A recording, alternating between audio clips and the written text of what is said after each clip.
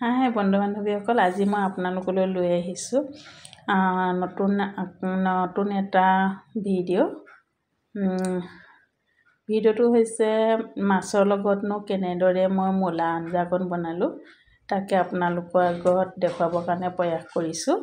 যদি ভাল পায় ভিডিঅ'টো তেনেহ'লে লাইক কমেণ্ট শ্বেয়াৰ কৰিবলৈ নাপাহৰিব দেই। আহকচোন চাওঁ কেনেকৈনো মই ৰান্ধিলোঁ আজি মাছৰ লগত মূলাৰ আঞ্জাকণ। এয়া মই মূলা দুটা গুচাই লৈছিলোঁ। গুচাই লৈ মূলা দুটা এনেদৰে মই ৰুকনিত ৰুকি লৈছোঁ। এনেদৰে ৰুকি ল'লে মানে মূলাটো খাই ভাল লাগে। তাতে মূলাকেইটা ইমান কোমলীয়াও নহয়, বুঢ়া, সেইটো কাৰণে মই প্ৰায় ৰুকি লৈছোঁ। বুঢ়া মূলা হ'লে মানে অলপ ৰুকি ল'লে মানে তেতিয়া খাই ভাল লাগে। এনেদৰে মই ৰুকি লৈ হৈ গ'ল মোৰ। এতিয়া তাতে মোৰ মৰিচা ঠাৰি কেইডালমান আছিলে, তাকে গুচাই লৈ ডোখৰকৈ তাতে ৰুকা মূলাখিনিৰ লগতে দি দিলোঁ।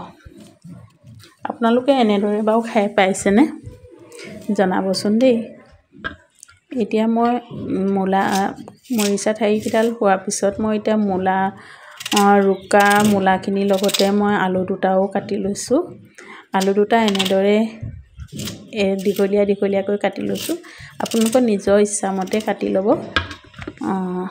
এতিয়া মোৰ কাটি হৈ গ'ল। কাটি হৈ যোৱাৰ পিছত সকলোখিনি ৰেডি হ'ল। এতিয়া মই মছলাখিনি তৈয়াৰ কৰি লওঁ। মই এতিয়া মিক্সাৰ বাতি এটাত বিলাহী এটা এনেদৰে কাটি লওঁ। বিলাহীটো কাটি লোৱাৰ পিছত তাতে মই এটা পিঁয়াজো কাটি ল'ম বিলাহীৰ লগতে। বিলাহী মোৰ হৈ যাব। এতিয়া অলপমান ডাঙৰীয়া বিলাহী এটা লৈ লৈছোঁ। সেইটো নিজৰ লগত কথা, বিলাহী দিয়া নিদিয়াটো। মোৰ বিলাহী কাটি হৈ গ'ল। এতিয়া মই পিঁয়াজ এটা কাটি ল'ম। তাতে আকৌ আদাও গুচাই থৈছিলোঁ, ডাঙৰীয়া আদা এডোখৰ।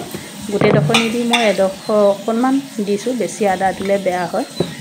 নহৰু কেইফুটমান দিলোঁ। তাতে মই এতিয়া পিঁয়াজটোও কাটি ল'ম।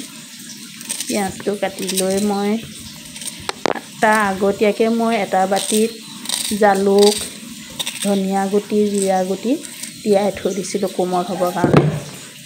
এইফালে মই মাছকেইপিচ কেৰাহীত তেল গৰম হোৱাৰ লগে লগে মাছকেইপিচ তাতে দি দিলোঁ। মছলাখিনি যোগাৰ কৰি থাকোঁতে মই এইফালে কেৰাহী এখন পাতি লৈছিলোঁ আৰু তাতে মাছখিনি দি থৈছিলোঁ। এইফালে মাছো সিজি আছে, এইটো চাইডে মই মছলাখিনি ৰেডি কৰি আছোঁ। তাতে মই এতিয়া যিখিনি মই তিয়াই থৈছিলোঁ ধনিয়া গুটি, জিৰা গুটি আৰু জালুক গুটিকেইটা, সেইকেইটা প্ৰায় কোমলে হ'ল।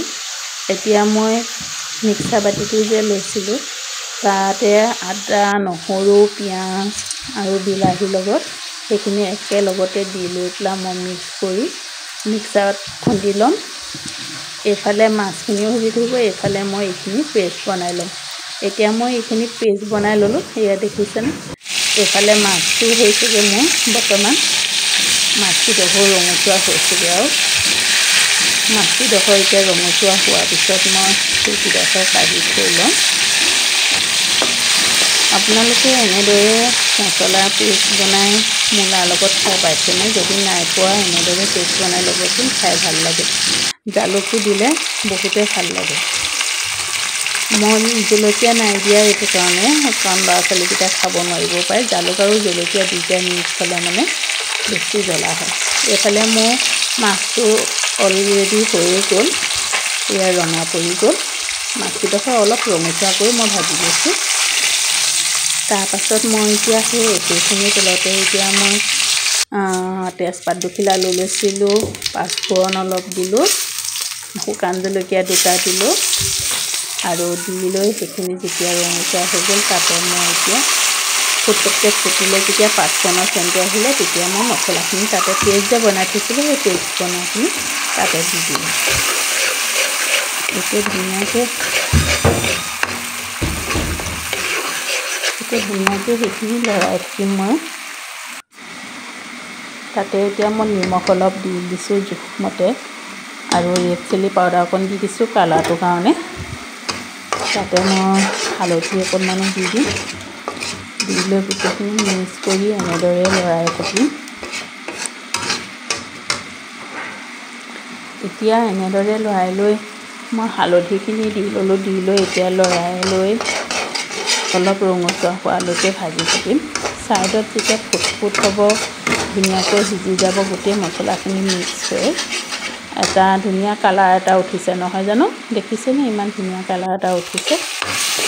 কালাৰটো উঠাৰ লগে লগে এতিয়া মই যে থৈ দিছিলোঁ ৰুকি যে থৈ দিছিলোঁ মূলাখিনি, মূলা, আলু আৰু মৰিচা ঠাৰি, সেইখিনি মই তাতে এতিয়া দি দিম। দি লৈ গোটেইখিনি একেলগতে দি লৈ মই এতিয়া ধুনীয়াকৈ মছলাখিনিৰ লগত সান খোৱাকৈ ভাজি দিম।